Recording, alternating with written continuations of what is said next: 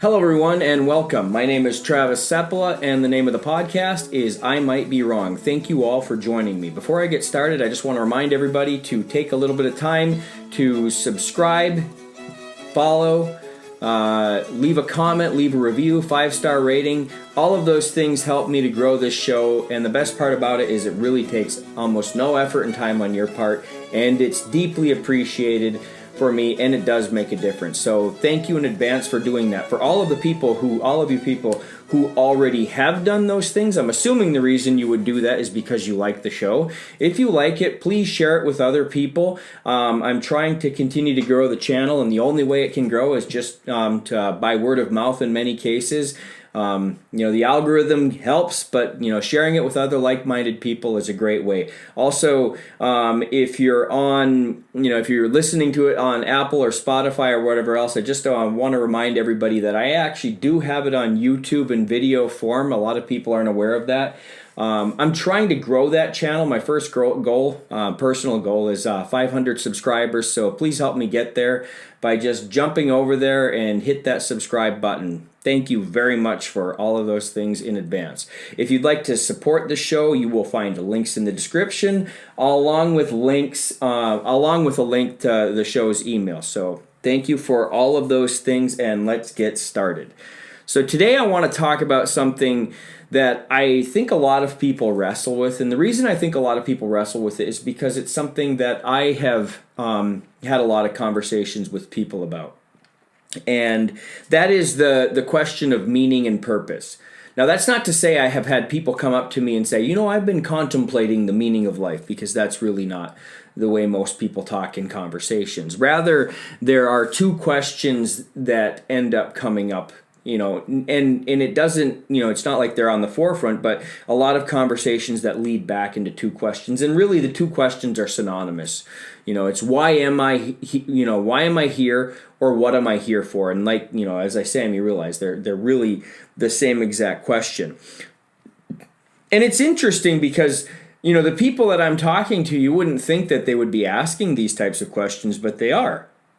Because for all intents and purposes, a lot of us are doing exactly the things that we're supposed to be doing, right? We're working hard, we're taking care of responsibilities, hitting the different goals that we want to be hitting. Maybe we're even serving at church.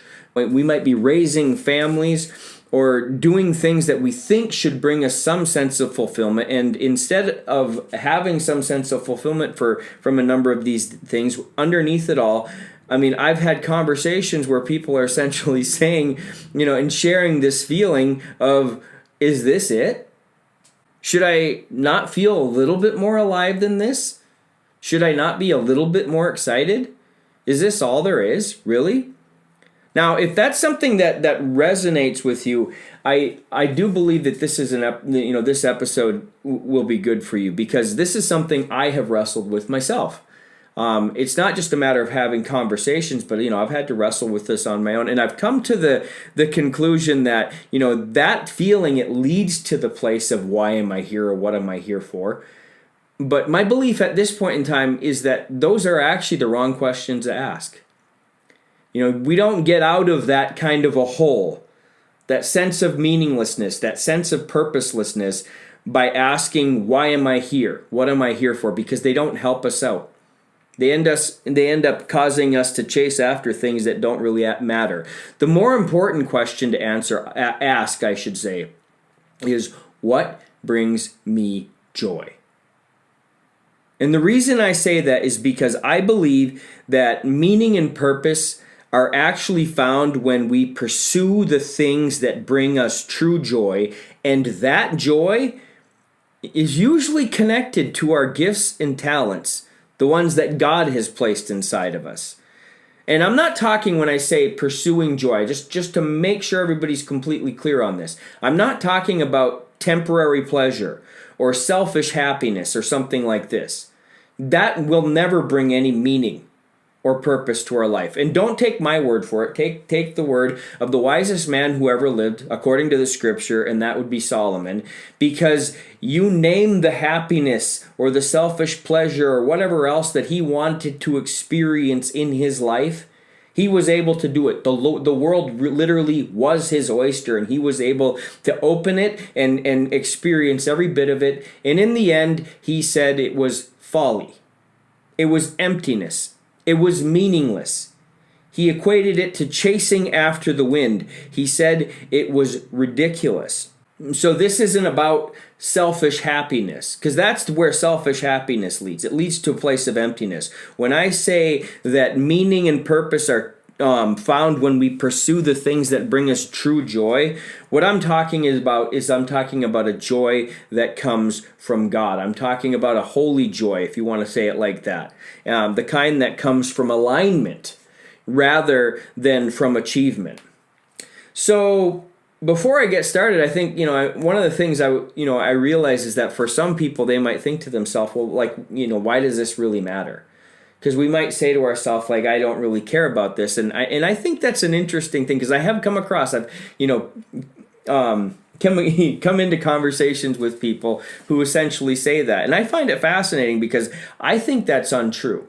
I don't think that there's a single person that can honestly say, I don't really care about what the meaning is. I don't care what I'm here for. I don't even really bother with this question.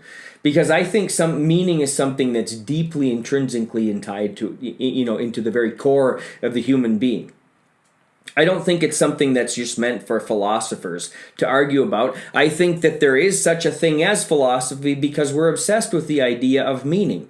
And I think the reason we're obsessed with the idea of meaning has to do with the fact that in the book of Ecclesiastes, God says that he has placed eternity in our hearts. And what I take this to mean is he's literally designed us with an inner pull. And this inner pull is this sense that our lives are supposed to matter.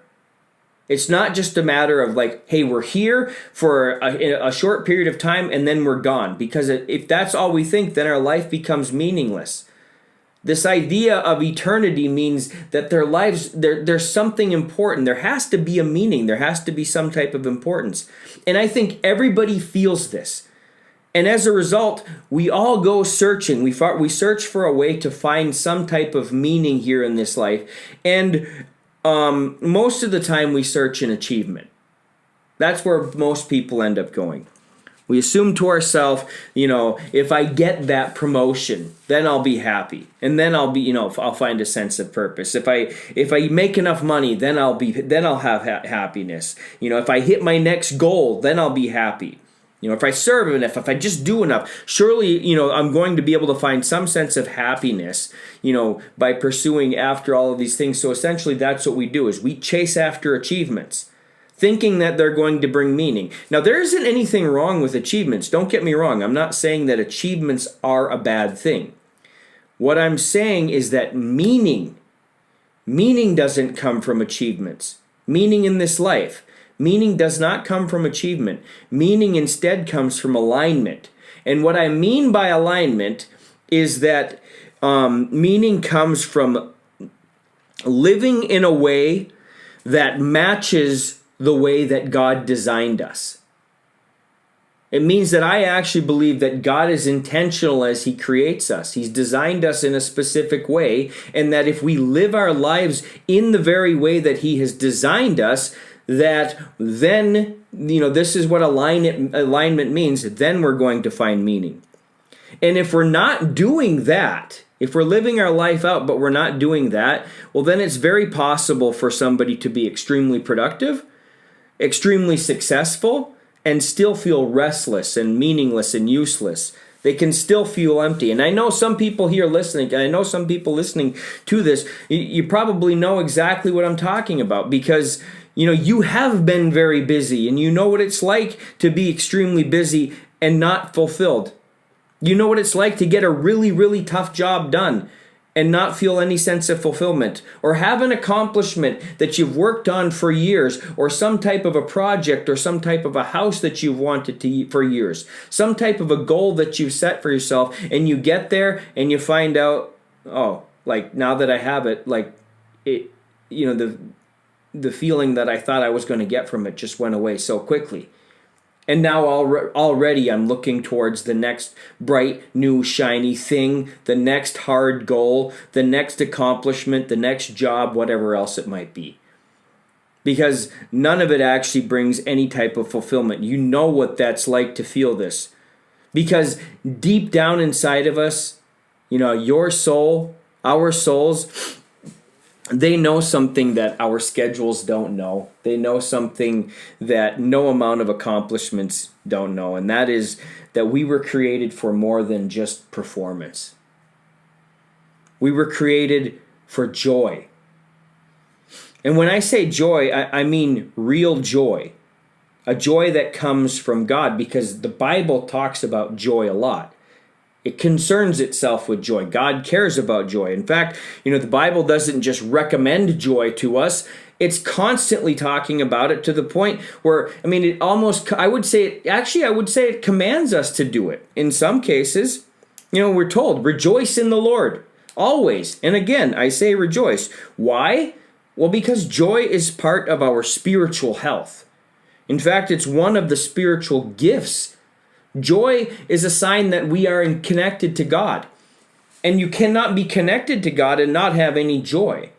And real joy doesn't exist outside of Him. In Psalm 16, what it says, you, and the you, of course, in this is God. And it says, you make known to me the path of life. In your presence is fullness of joy. Now notice the order here. Pay attention to that order. It says, you make known to me the path. There's a path. A pathway comes first. A pathway of life. In your presence is the fullness of joy. So we have a pathway. On this pathway, God's presence is there, and it leads to joy. Now, joy isn't the destination. Okay? It's not like, all of these things happened because of joy, but rather joy is a confirmation that we're on the right path, that we're doing what we've been designed to do. Think about it like this. Have you ever had those moments in your life, I know I have, where something just lights up on the inside of you? Not like a temporary pleasure, but deep, deep joy. Something inside of you says, this feels right. Or maybe it even goes farther than that. Maybe it's, this feels like what I'm supposed to do. Or in some cases, it might even go farther than that, and where we find ourselves saying, this is what I was made for. God designed me to do this. This is what I'm here on this earth for. And when we find something like that, at that point in time, we're dropping into a place of purpose. Now, when we feel that feeling, understand that's not random. That's God speaking to us through joy. That's that moment of just, overwhelming pleasure that we get. Not temporary pleasure, but overwhelming joy that comes in a moment. And in this joy, God is making known to us to pay attention to this moment. Pay attention to what's going on here. That this is what we're supposed to pursue when we find ourselves in the place of meaninglessness. When we find ourselves in the place of emptiness. And it's really difficult because we don't want to do that. For the most part. What we instead want to do is, we get to the place where we've worked our tail off, we've done a bunch of different things, or maybe, we're not in the process of doing it. Maybe we've done all of those things and we have that kind of feeling where it's like, oh, is that all it was? Is this all there is? This is all there is to life? Isn't there something more to do? And instead of really kind of digging into it and searching out for joy, what we have a tendency to do is in this emptiness, just find a way to distract ourselves and entertain ourselves. And it's really, really easy in today's day and age because we all carry around a device that has apps on it that are designed with powerful algorithms that know how to distract us and entertain us and to just and to help us to make sure that we pay attention to anything and everything other than the fact that we just don't feel like there's any meaning to what's going on in our life. Rather than focus in on those things, here's the thing we need to understand. What we should be focusing in on is those moments in our life where we felt true joy. Those moments where you were in the middle of doing something and you thought to yourself, this is what I was here for. This is what God placed me on this earth for. This is what I was made for. That's the way out. It's not through distraction. It's not through despair. It's through understanding that when we start pursuing the things that bring us joy, instead of just distracting ourselves or trying to entertain ourselves, but instead when we pursue the things that bring us joy, then we start getting closer to purpose. Then we start getting to this place where we understand, why we're here.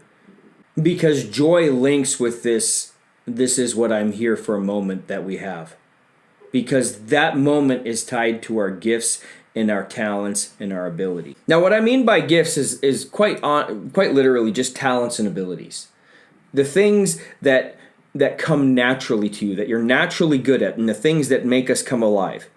Pay attention to these things, because God says in the book of Ephesians that we are God's workmanship, we are His design, we are created for good works that He has prepared ahead of time, beforehand, essentially. And that means all of our gifts and our talents, they're not an accident. They're not random. They're very intentional, given to us by a God who is intentional in giving it to us. He means for us to use them. And so there's a connection that exists between our gifts and our talents and our joy. The gifts are often the thing that bring us joy in our life. And that was what was so unique to me, or so interesting, I should say. I was trying to ask the question, I was asking myself the question, what brings me joy? And it led me to the place of it's doing these are the things that bring me joy. And lo and behold, these are things that I consider to be gifts and talents and abilities of mine. So you know what? I'm going to try just doing these things because I remember they made me happy. And guess what? The same joy comes back. And so the pursuit of joy leads to gifts and talents, which leads back not to the pursuit of joy, but the experience and the fullness of joy. And so this joy that we feel is really, it's really quite amazing, because it's a reflection of us being able to operate in the way that we were designed to operate. So I guess what I would say is, if you want to find purpose in life, if you really want to discover purpose, this is my belief, then look to where your joy and your gifts overlap. That's the sweet spot. This is the place where the things that we love to do and that we're good at, they come together. And when we're there, then we find purpose. And when I say purpose, I'm not talking about some sort of this narrow path that we have to walk down, that God placed me on this earth and I have this one singular purpose and I'm not supposed to veer left or right onto it. And if I do, then I'm off of my purpose. And so I'm always supposed to be walking this very narrow defined line. No, that's not what I'm talking about at all. What I'm talking about is, I'm talking about the fact that God places gifts and talents and abilities inside of every single one of us. And He intends for us to use those gifts and talents and abilities.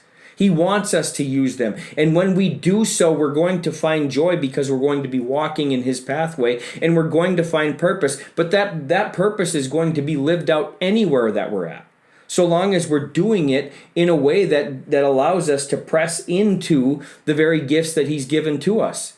So it doesn't matter where I live. I have the ability to use these things. And as long as I'm using these things, then I'm doing the very thing that God placed me on this earth for. As long as I'm using the things that He's given to me. And this is what becomes incredible, is that when I'm using these things, then I'm walking in His purpose and I find joy. And the joy is not fleeting. Because joy within God's kingdom that comes from using His gifts is never just about me. It's always about other people. Because our gifts, our talents, our abilities were never meant to just serve ourselves or to end with you or me. In 1 Peter, he writes, whoever use whatever gift you have received to serve others. Your joy grows when when we are using our gifts to serve other people. Because this is what they were intended to do. God has designed his entire, the entirety of, his body to serve one another. And so when we're using our gifts in this way, it's not the type of thing that drains us or leaves us feeling tired. In fact, it's a different feeling, the feeling that when you're able to go help someone or a group of people, and instead of walking away exhausted, you feel like you received something. Instead of feeling like, oh man, I gave so much to this people, you feel like you received more. And instead of feeling tired, you feel revived, like you're ready to go again. You walk away full. That's because meaning and our sense of purpose is growing constantly when we're doing service. Our purpose becomes much clearer only when we're serving others, because this is our purpose. It's very obvious to me, because when I read the end of the story. And in the end of the story, what I read about all of this creation just going away. It's being rolled up like a scroll. And everybody being right about so many things they say, that you don't take anything with you. We came into this world naked and afraid, and we're going to leave naked and afraid. And there's not going to be anybody, anything that we take with us, except for they're wrong. Because I read in heaven that there's one thing here for sure that I know that's on this earth that will be in heaven, and that's other people. And that's so important to understand, because that means this can be the only reason that I'm here. And that you're here. This is our purpose. It's to minister and to serve other people. That's why we're placed on this earth. That's why we're still here on this earth. Because if you're a believer, trust me, it's possible from the moment you had faith, if God wanted to, he could probably just, boom, evaporate you. Or cause you to die, understanding that he has already conquered death. And so I'm just going to remove you and end it right now. And that way you're just, entering into the resurrection and you get to experience glory. If that was possible, then why are we still here? Well, the answer is really obvious to me. It's for other people. It's because it's meant to be shared.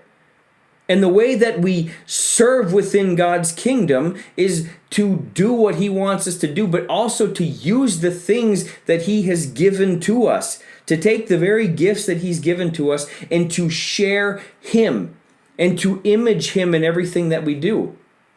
You see, I don't share his love by trying to do something that I'm not good at or I'm not qualified. It's not my job to kind of look at what other people are doing and say, oh, I wish I was doing that. No. God has granted me, he's granted you certain gifts, talents, and abilities, and he wants you to share them with other people. And that means joy is not something that we just feel. Joy is something that we share. And when our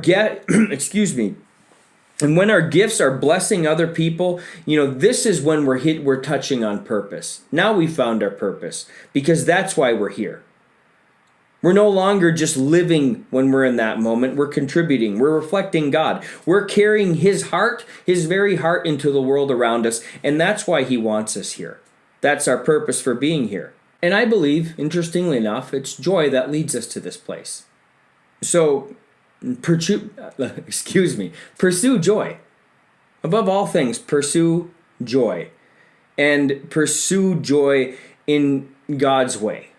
Now, I realize, for any, I've had a lot of people I've said that I've said this to, where they're like, well, how do I do this? And honestly, I'm not going to pretend to have every answer, but I can say this much. There are some things that I've learned about it. Number one, I would say, ask God. Pray. Quite literally pray. Ask God to show how our joy and our purpose are actually connected.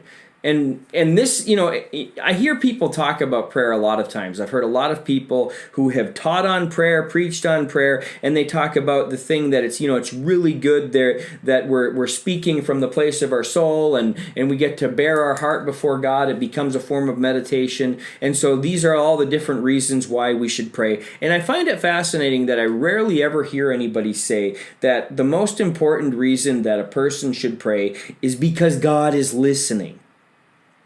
He's listening. If he tells us to pray, it means he's listening.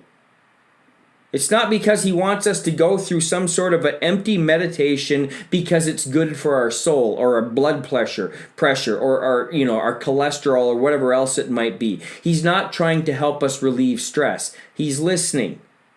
Okay? He's either listening or he's a liar. Make your choice. But, if you're a Christian, it's got to be one of the two. I advise you to pick, listening, the first L. But yes, pray. Start with prayer. And understand, that he will connect. Also, pay attention to the things then that bring you life. Instead of seeking after entertainment or distraction or escape, and like I said before, that's a really easy thing to do. We're constantly wanting to escape, especially if we're in the place of feeling like there's meaninglessness going on or despair. It's so easy to just distract ourselves in this world, rather than search after meaning or rather than pursue joy. No, pursue the things that bring us life. What makes us feel alive in a healthy, God-honoring way. This is how we pursue joy. It's not just chasing after a feeling. Practice your gifts. You know what they are. I mean, you might be, tentative in doing them or whatever else, but practice them in small ways. Practice them because practice will make you better at them, and we're told to stir the gifts up inside of us. But also practice them just to see if it brings you even a very small amount of joy. When you serve with joy, okay? And this is something that I think is so important because a lot of people serve from a place of obligation or pressure. And they're constantly doing things that really they're not called to do. The only reason they're doing them is because they have been guilted into them, put on a guilt trip, or they feel like they've been obligated to do them, or they feel some sense of pressure. They're not doing them from a place where their soul is happy and excited to be there. And if that's not you, then you're not serving in the right places. And you can find different places. And it doesn't even necessarily have to be within your church. There are a number of different places where you can serve that line up properly with your gifts and your talents. And when you are serving in a way that lines up with your gifts and your talents, it will be joyful. But if there's service going on and there is no joy, then don't do it, because you want to know what it leads to? It leads to burnout and resentment. And this is one of the biggest problems that exists within the body of Christ. People are constantly being burned out. They're burnt out. And the reason they're burnt out is because they're using gifts to do something that their gifts were never intended for. Or they're doing things that never allow them to actually do the things that they love to do and they're good at. If that's you, stop. Stop right now. If it makes people mad at you, who cares? Don't serve without joy. If you serve without joy, it will lead to resentment. Serve with joy. And the amazing thing is I personally believe the only way you can serve with joy is to serve within your own calling, and that calling is found in your gifts and talents and abilities. And make sure that whatever it is that we're doing, we're using our gifts and talents and abilities so that we can enjoy it. Remember, going all the way back to the beginning, I talked about the fact that we pursue a lot of things. We do our jobs. We're meeting our different responsibilities. We're serving in our churches. We're raising our children. And we are still not feeling fulfilled. That's not because any of those things are bad. I don't want to demonize any one of those things. I'm a father. I would never demonize raising children. It's extremely important, but make sure that when you're doing them in a way that reflects your own gifts. While you're doing them, you're stirring up your own gifts, and that you're sharing these things. You cannot serve without joy. It will destroy you. And will turn you into a very resentful, bitter person. And joy is also not sustainable without the presence of the Lord. So all of this has to happen, not just in the sense of prayer. So we pray to begin, and at the end, we're seeking His presence. We're seeking to lean into him at all times. Jesus himself instructs us. He tells his disciples and he tells us to abide in me, and his joy will be in us. So all of this, I say all of this, and I guess my thought is that meaning isn't found in chasing success. It isn't. Meaning is actually found in chasing joy. Real joy. The kind of joy that comes from God and it flows through our gifts. And it is so fun when it happens. To be able to find things that we're truly good at and we love doing them and they serve the kingdom of God. It's amazing. And when we follow that joy, we start stepping into the life that we were created for. We start seeing the purpose behind the design that God has given to us. And we start to be able to say one of the most amazing things I think a human being can say.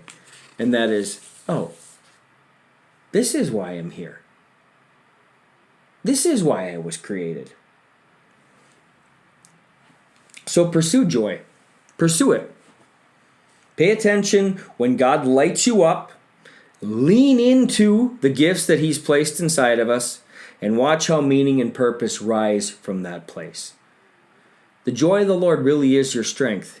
And interestingly enough, it's your direction. Thanks, everybody. Have a great day.